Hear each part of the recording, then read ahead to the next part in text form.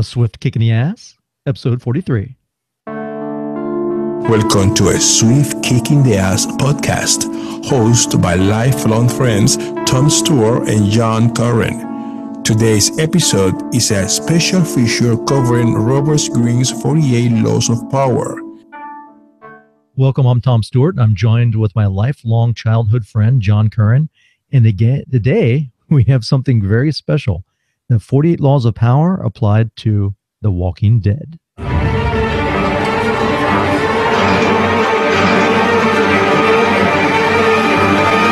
Ooh, what do you think, John? I'm so freaking scared right now. I can remember. What happens when you take a best-selling book with one of the most popular TV shows and mix them together. That's what this podcast is going to be about. Yeah, you might, if you're anything like me, you might be afraid to walk your dog at night after listening to this episode.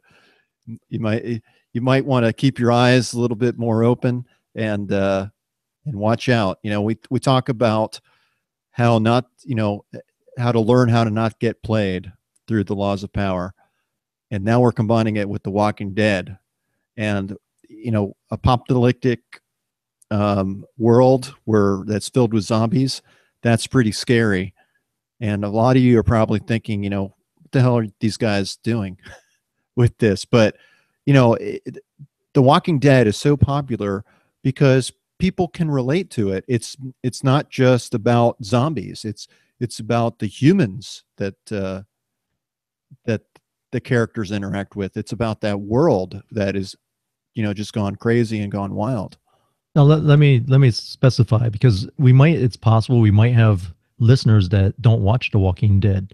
They don't have to tune out. Let's give the premise for what The Walking Dead is.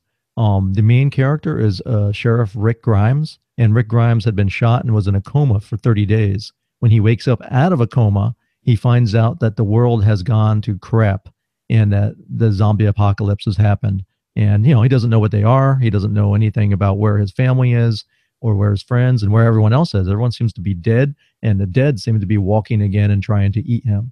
So that's the premise for the show, but it really focuses on the survival part of it and how the main threat is not so much the zombies, it's the people that they run into and how society degrades and becomes something a little bit more harsh, something more like the medieval times, right? Yeah, and I mean, the zombies are absolutely threatening. I mean, anything that is coming after you that wants to eat you, to me, that's threatening. That's as threatening as you could get.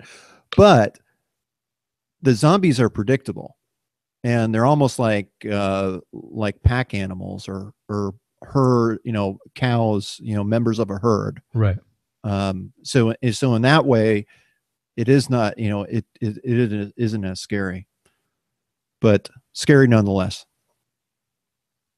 All right. So we're going to assume that, even if the people never watch this show, they might want to go back and watch the show before they listen to this episode. But for the fans, and I know there's a lot of them out there, we're going to jump right in, and we're going to start with law number 1, never outshine the master. And I think we see this very pertinent when we see after the governor has kind of had his fall and is walking around in a stupor, he eventually meets up with one of his henchmen, Martinez. And Martinez has climbed to the rank of being in charge of this other group of survivors. And the governor doesn't take too well to, playing, second fiddle. Yeah, and where Martinez really screws up is, it says here in the law, make your masters appear more brilliant than they are, and you will attain the heights of power. And Martinez ignored that law.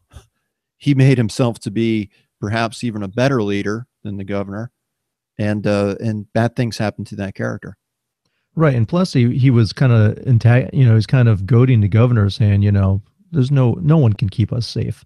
And the governor at that time had a love interest, right? And he also had his love interest had a little girl. So he was feeling his connections to the family that he had long ago, and he wanted to protect them.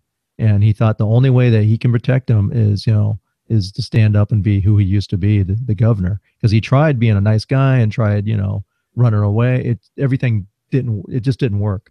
So he ended up killing anyone that was in his way, and that happened to be Martinez. Hit him over the head with a golf club, and then dragged him to a pit of walkers and threw him in. Okay, go. We got a lot of laws to cover, so we'll just touch upon these, and we might even go back and forth. We're not going to do them in order, right, Tom? Right. So the next one that comes up, obviously law number 2, never put too much trust in friends.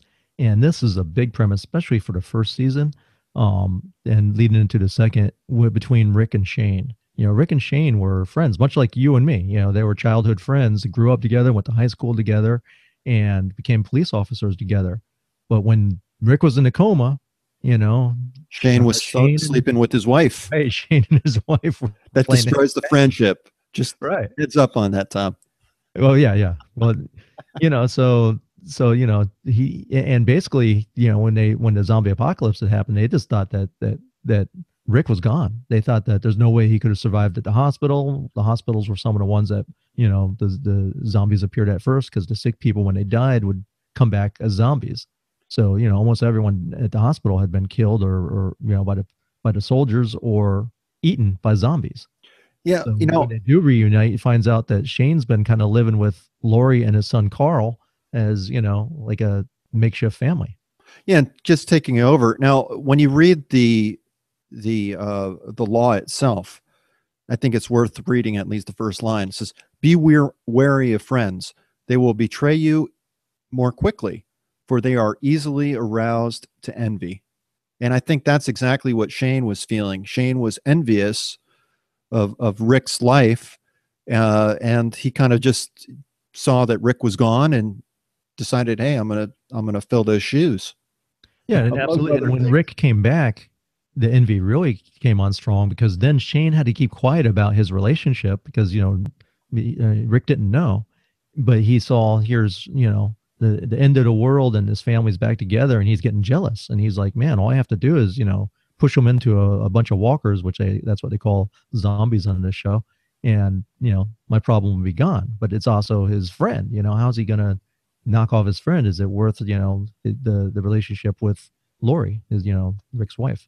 Yeah. I said we weren't necessarily going to go in order, but I think law number 3, conceal your intentions, really feeds well into that. Yeah. Shane had to conceal his intentions. I mean, he had every intention, I think, of completely filling Rick's shoes and taking over. At the end, he tried to kill Rick, but Rick was already kind of wise to it and turned the tables on him and, put him down.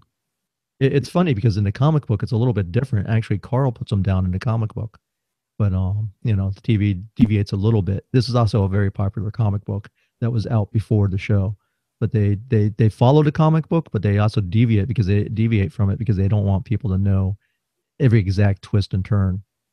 Yeah, so both Rick and Shane were concealing their intentions and keeping people off balance and in the dark by never revealing the purpose behind their actions. And that also the governor follows that same law. When you first meet the governor, you're like, the guy doesn't seem too bad. I mean, he's keeping his people safe. You don't realize till later that he's bat crap crazy. And he has a zombie daughter locked up and all these, heads of zombies floating in fish tanks. And he sits there and watches them like, he's watching the boob tube. So people don't realize how crazy this guy is, but his, he conceals what his true motivations are. And the same thing when they go to Terminus, which is the group of survivors that found that the only way that they can survive without starving was to eat their fellow humans, and Rick and his crew was going to be their next buffet. So, when they came in, they said, hey, you want to join our group? They didn't let them know they were cannibals. They're like, you got to take your guns off. Here's some food. We know you're hungry, make yourself comfortable, but we just have to, make sure that you're not here to harm us. So they, took all their weapons. And then once their guard was down, that's when they locked them up and said, hey, we're going to herd you like cattle and bring you to the slaughter and eat you. It's funny. So I said we weren't going to go in line, but so Terminus, they concealed their intentions, definitely. When they marketed Terminus and they put up all the signs, along the cross along every crossroad in that area, they were directing people to say, come here, be safe, and this is the place to be. But here Law 4 really comes into play. Always say less than necessary. They're not going to just come out and say, hey, you know what? Come on in because you're lunch. Right. They can't. Yeah, the other part of Law 4, which always say less than necessary, that I think of the episode called Nebraska, when Rick is inside the bar and Shane's already dead at this point, right? I think Shane's already gone. And these guys are trying to, they run into two more survivors, and one's named Fat Tony, right? And the guy is, obviously a not very couth person. He's peeing in the bar on the floor. And the other guy seems friendly, but you could tell these guys are bad news. They're just trying to find someone to take advantage of. So they're talking to Rick, and they keep on trying to press him. Hey, you guys, you look pretty healthy. You must have a camp around here. And Rick's like, no, we're on the road like you guys. And he goes, no, really, you have a farm? Is that it? And he kept on pressing, and Rick would always say less than necessary because he wouldn't, he didn't want to give up that they had a farm nearby, because he knew that these guys are part of a group probably larger than them that would power them, kill them, and take whatever they had. So, Rick, it turns out that he was right, because the guy drew down on him, and Rick, being the quick draw McGraw, killed both of the guys. And it was almost a turning point for Rick Grimes, where he was like, you know what, I got to kill. I got to, it's kill or be killed in this new world. And it's all about the survival. Yep. Absolutely agree. So law number 5, so much depends on reputation. Guard it with your life. When we meet Herschel, Herschel's a very upstanding guy. And when Herschel finally exits the series, he's the same way. He never changes. He keeps his reputation up as someone that's willing to help, someone that's honest, someone that's, a God-fearing man. He meets his end at the end of a samurai sword wielded by the governor. And to that end, he never tried to hurt people. He always tried to help, and he guarded his reputation. Whereas, same thing with the governor. I mean, the governor tried to, make sure that everyone basically feared him. He was almost the opposite of Herschel, but he also too guarded his reputation with his life. And anyone that questioned him would usually meet their demise in like a pit full of walkers. I think too, Rick applies this law as well. He's consistent in his decision making, but I have to wonder too that so it's the zombie apocalypse. You're in survival mode. You're just trying to stay alive. Who the hell cares about your reputation? Guard it with your life. I mean, I'm guarding myself, guarding my own life. Well, for the governor, it was important because he was the head of an entire community. So, if he was to slip, then, someone might take him off and then, not see him as the powerful figure that he was. I guess, again, with the laws of power, we're talking about power, and whether you're dealing with the governor or Rick or anyone in leadership position, if you're trying to assert your power,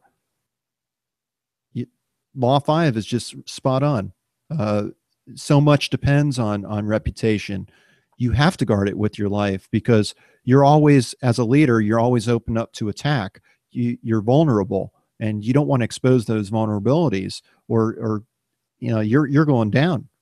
So always be alert to potential attacks and thwart them before they happen.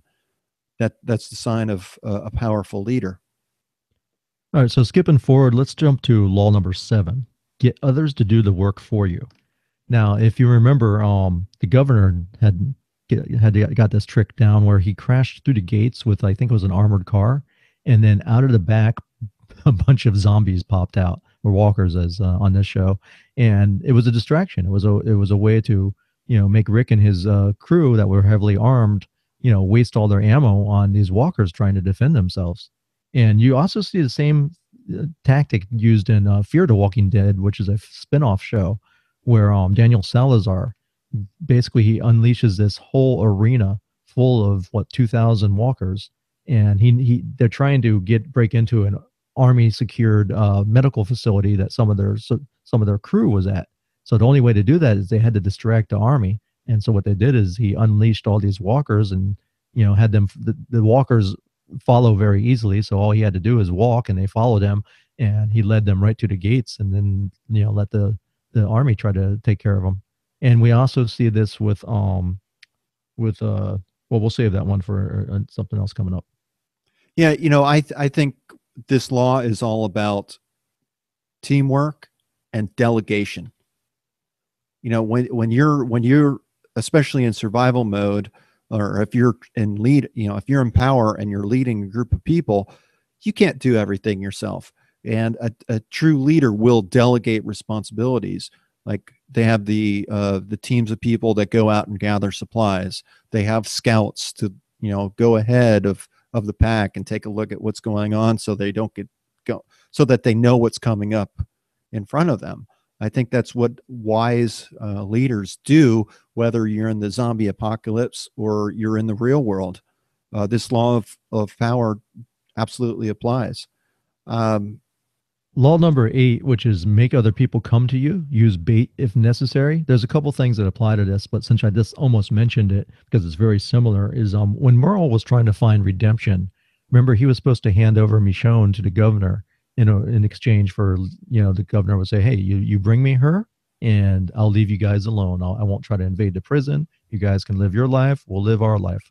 And Merle, finally doing the right thing in his life, let Michonne go because he was on his way taking her to the governor, and he decided he was going to bring a horde of zombies with him. So he drove real slowly and, had some loud rock music playing, and the zombies followed him along right to the meeting point with the governor. And he basically used himself as bait in order to, take out a lot of the governor's men in order to give his brother and Rick's group, a fighting chance. Yeah. We might as well just keep on going down the line. Well, hold on. We still got Okay. more. We have another example for that one. Also, quite literally, Glenn used himself as walker bait. Remember, they put him in they put a lasso on him and lowered him down inside of the well on the farm. And they were trying to get the well zombie. There was a zombie had fallen down in their fresh water supply.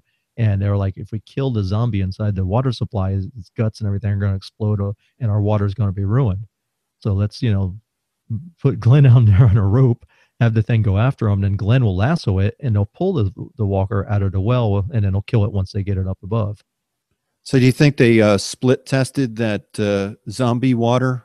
Yeah, who would be the first person to take that? Because you think he's still in there, rotting for, a month or two. So I don't think I'd drink that water. I think at that point too, they didn't realize maybe that they had that disease, regardless of whether or not they were alive or dead. Okay. Law number 9, win through your actions, never through argument. I think especially in The Walking Dead, they seem to, pull the trigger now and ask questions later. You can't ever argue and win when you're especially when you're arguing opinion. So, win through your actions. You just look at the flowers, Lizzie.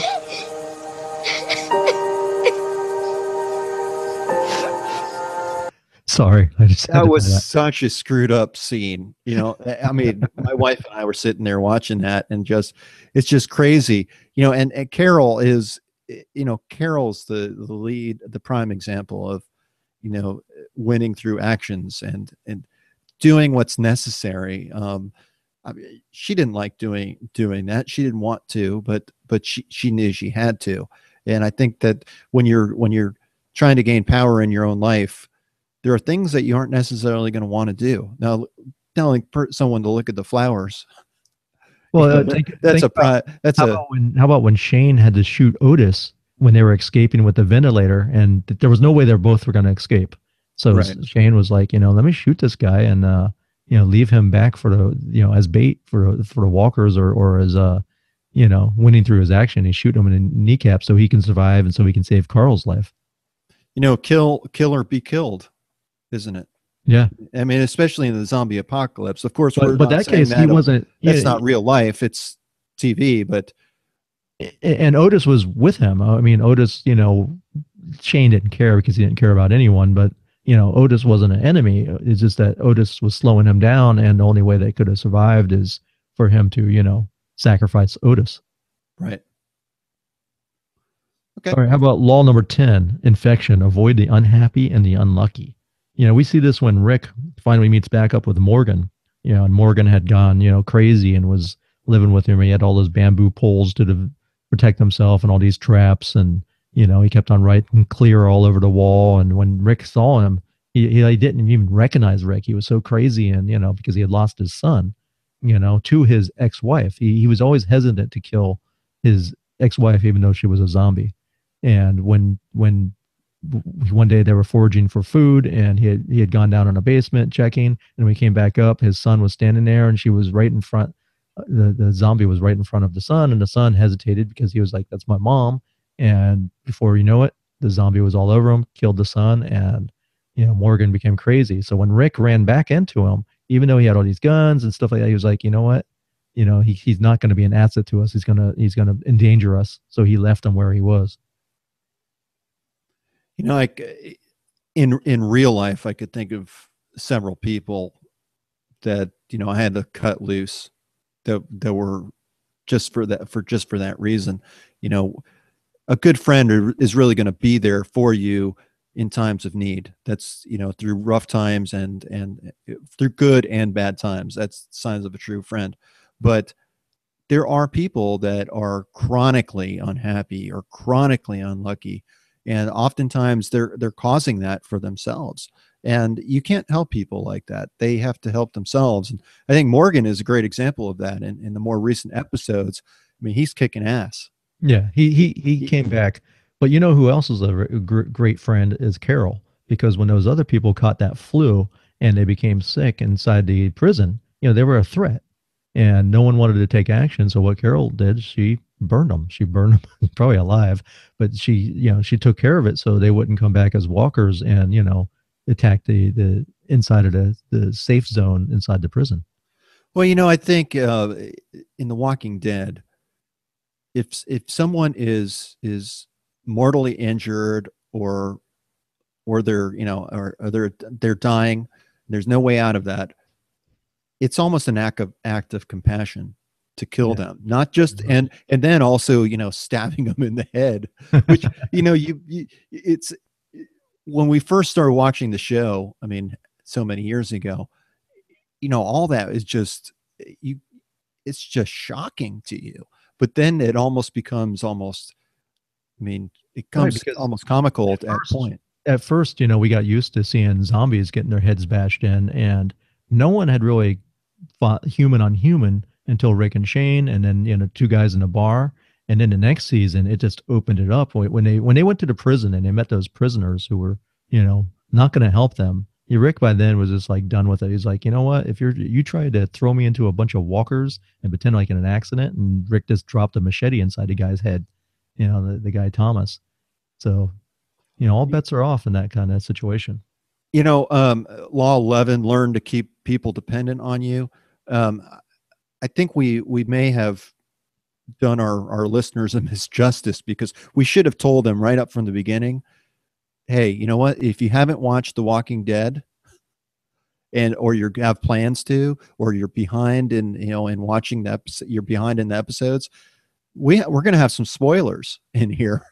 Yeah, absolutely. I mean, and we apologize. Most of the stuff we're covering are in the first few seasons, but we do get a little bit into the current season 6. But yeah. So if you're behind on your watching the episodes, just realize. Spoiler alert. Yeah, we might have some spoilers.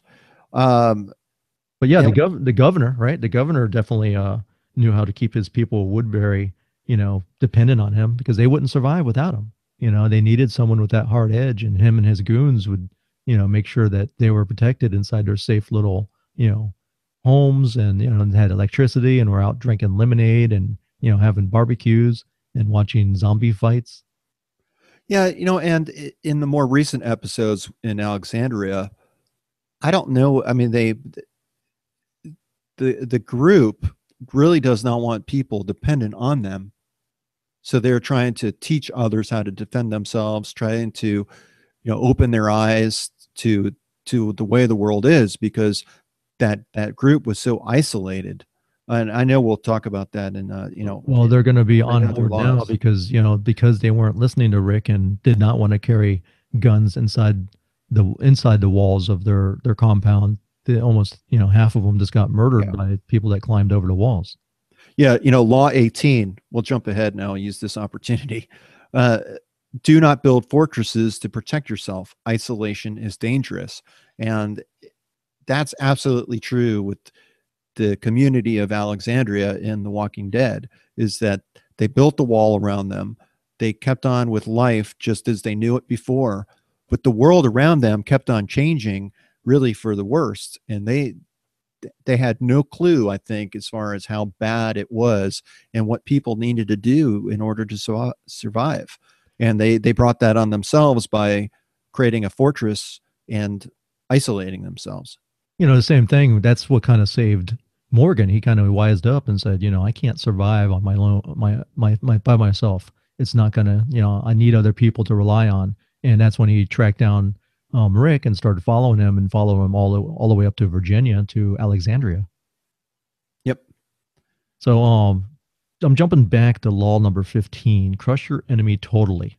Now this definitely in The Walking Dead, you have to crush your enemy totally, because if not, they're going to rise up and come back after you. We saw this at Terminus when Rick says, cross any of these people, kill them, don't hesitate.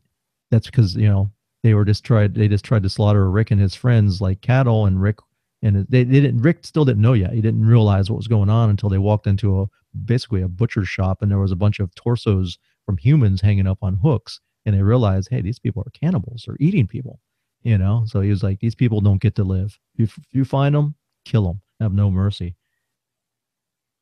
And he also, when Gareth, who was the leader of the termites, or the Terminus people, when he first had Rick tied up, he said, hey, I realized you guys stashed, a bunch of weapons out in the woods. And Rick was like, you're right. I have some guns in there, and I have a machete with a red handle. That's the one I'm going to use to kill you.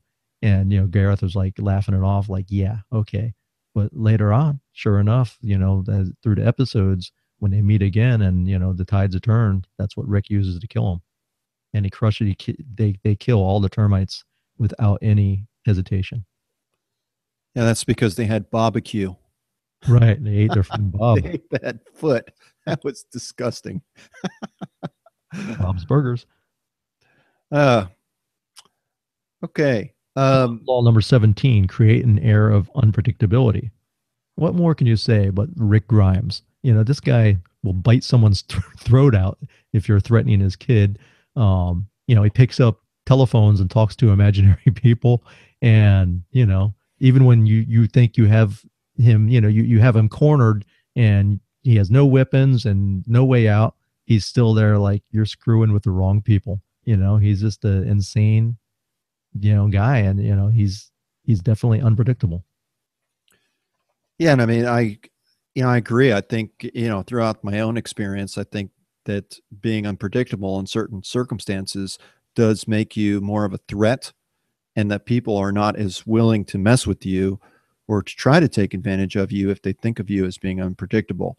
That's really the best way to get out of a fight, is to kind of act unpredictably, do something that they wouldn't predict, catch them off guard, act a little crazy, and you might be able to get yourself out of a fight.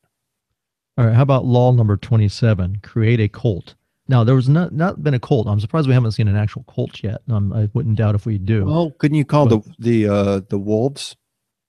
There's some. Oh yeah, I guess you're kind of right. They have the W's inscribed in their heads. You might be right about that. And you definitely see it also with the Terminus people, where they have like all these sanctuaries of candles.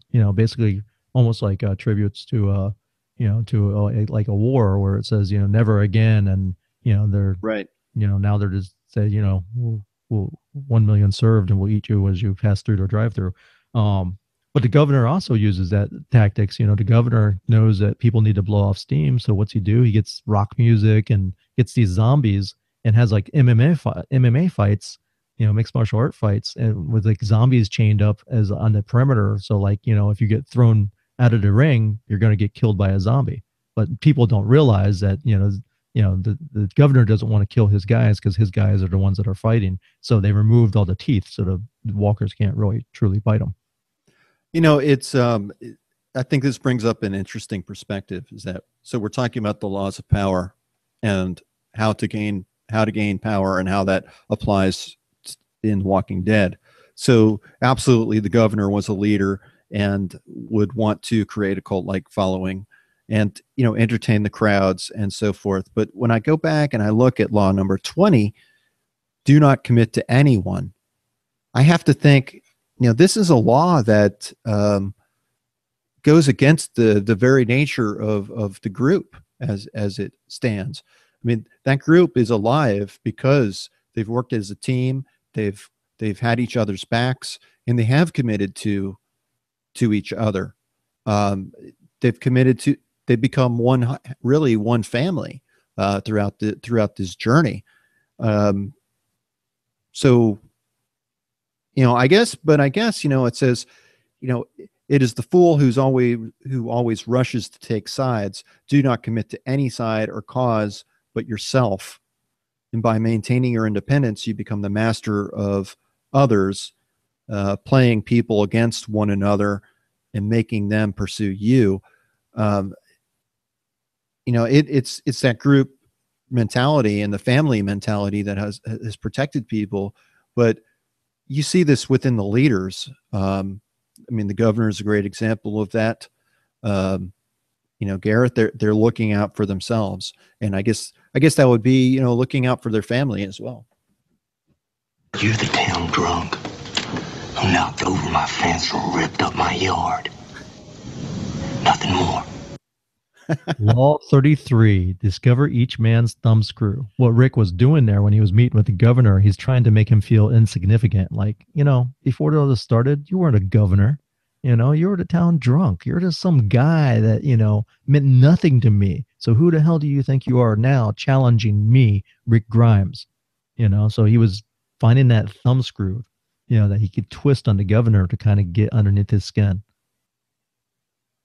Yeah, the governor used this trick too, because also when he had caught Glenn and Maggie and separated them, and so he basically was telling Maggie, he's like, look, I don't want to have to, I just want some information, but we might have to send, maybe a hand or something from Glenn, and at the same time, he's in there pretending he's acting like he's going to rape Maggie, and Glenn is going crazy out of his mind, thinking that, oh my God, this guy has raped her, when he never really did, but it was so close that, he thought so. Yeah, man. And let's face it. People's families are their thumbscrew. If anyone was threatening my wife or my children, I would gladly, not gladly, but I would kill if I had to. I would do anything I had to do to protect them. And I think most people are like that. Most parents are like that, especially with their children, very protective. Absolutely. I'll tell you some trivia based on what we're talking about right now. In the comic, it's a little different. Rick actually gets his hand cut off by the governor, right? That's never happened in the series. And the governor also rapes Michonne. And Michonne later on comes back and gets a hold of the governor, takes his eye. That's where his eye, takes his eye. Also takes one of his arms, cuts off one of his arms with her samurai sword, and also cuts off his dick, and then I think puts it in his mouth or something like that. And that's doesn't kill him. Novel. Yeah, so it was very graphic, and I guess they had no way to really put that into the TV show, but that was the original story. Though, it reminds me of the movie Dodgeball, where it says, and I was watching the clips on that and said, nothing's really considered funny unless you get hit in the head, unless the person gets hit in the head or in the nuts. They're throwing the wrenches like to practice for the dodgeball, right? They're like, it's not funny unless they get hit in the head or in the nuts. And so you would think that maybe that was just cutting off his dick was Well, too, now this leads into that hurt law. the ratings. This leads into law 23, where it's concentrate your forces. And in the comic book, the governor was really pissed off when he came back to the prison and he had a tank. And in the TV show, it was a little bit different. But the governor he found a new group of survivors and said, hey, if we're going to survive, we're going to need someplace safe. And you guys have a tank. So we're going to use that tank and go over to Rick Grimes' prison, and we're going to take it from him. We're going to give him the option to leave peacefully, and they're probably not going to. So we're going to destroy what we can and kill them all, and we'll rebuild it, and that will be our new home. Yep. And, the governor also played the perfect courtier for Law 24. Yes. I mean, and so did the people of Terminus. Yeah, I mean, because they're both kind of likable people in a way. The governor had a certain charm about him. That first, like you said, it was like, when he gives this big speech, like these are terrorists coming into our community. He made Rick and his group look like the bad guys. It reminded me almost of a presidential speech where, you're talking about the axis of evil. That's basically what he was doing. He was saying, hey, look, they came to us first. We didn't do anything. And they're attacking us. They're terrorists. We must stop them. So the good people that were in Woodbury were all behind the governor saying, yeah, we got to protect our home. Okay, whatever we have to do. Yep. So I see several laws here that really do apply. As I look at 22, use the surrender tactic, transform weakness into power. I think that many different characters on the show, and Tommy, you probably are better at the character names than I am, for exact scenes where this applied, but in many times people try to appear weak and to get people off their guard, and then as soon as the person drops their guard, boom, they let them have it. It's absolutely. I mean, I think Carol's a good example of this, where people, she was a battered spouse, so she, people saw her as kind of, oh, she's just a little quiet woman that is afraid to speak up, where she's actually become such a strong force. But Yeah. she'll still betray that sometimes. Or even in the last episode we had with the wolves attacking, she disguised herself in the wolves' clothing, to make it look like she was one of them, and then snuck in and started killing them left and right to protect Alexandria. Yeah. And, I think Carol is a great example of Law 23, recreate yourself. I mean, she has recreated herself in really throughout the series. And she's put on the pretense that she's this, in Alexandria, she's put on this pretense that she's, Susie homemaker, and she's just this really quiet, timid woman, but everyone else knows different. Right. And she has she's just being very quiet about her strength. And I think it came to much people's surprise when she was out there killing the wolves. That almost comes into law number 14, which is pose as a friend, work as a spy. Because Carol was kind of doing that. She's kind of like pretending to mingle with the Alexandrians to make sure that everything is on the up and up. But we also see that from another girl that, became very strong woman, and that was Beth. When Beth was at the hospital, she was like, you know what? I'm not going to get out of here unless I pretend to be a team member. And in that way I can sneak in and, start, playing ball and start finding out a way to escape. Yeah, and that's true, and we talk about that a lot too on our regular episodes about playing the game. We all have to play the game to a certain extent. We, as adults, we don't always get what we want, and sometimes you have to kind of take one for the team in order to move forward towards a more long-term goal or the bigger picture goal that you're seeking. One of the last laws, I think, if we want to wrap this up, Yep. and this is kind of a funny one, it's law number 40, despise the free lunch. And it's a good one. It's a good thing that, Rick and his crew never ate the free barbecue at Terminus, because essentially it was meat. It was people, So I think that's a good way to, wrap it up. And we also have to mention, since it also has to do with a swift kick in the ass, Judith. You like that? Huh? Little ass kicker? I just had to put that in there for the little ass kicker. That's Judith. You know, That's Rick's daughter. besides the you know, the barbecue and the cannibalism and it's despising the free lunch, you really see this amongst every member of that team. They have to be able to hold their own. They're much more powerful together as a team and working as a team, but they're only as strong as their weakest link. And if you've noticed throughout the series, the weak links always, they get what's coming to them. I mean, they are not willing to take a stand. They're not willing to recreate themselves and do what must be done in order to survive. And that, that hurts them. Master of the art of timing. And I know we need to wrap this up, but you see this also time and time again throughout how the like Shane and Otis, that was a timing issue. You do what's best for. Nothing personal here, but you're going to have to step back. Yeah.